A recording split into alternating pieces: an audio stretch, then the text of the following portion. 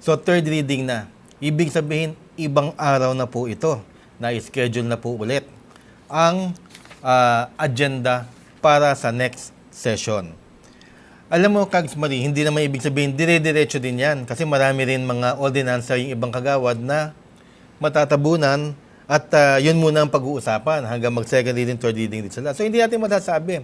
Pero kung gusto nyo ng express, yung tinatawag nating express na idiretso na natin to dahil maganda tong ordinansa ni Kagawad Marie, pwede ho yan. So, nandun na ho tayo sa ating third session. Halimbawa, kunyari, January na.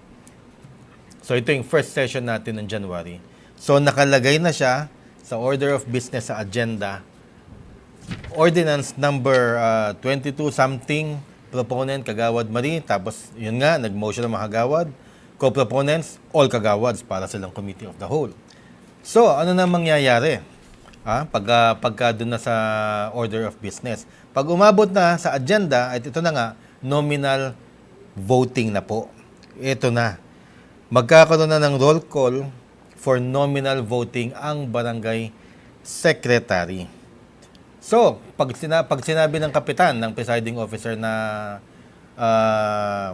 okay mga kagawad, pagbobotohan na natin ang ordinansa ni Kagawad Marie on third and final reading.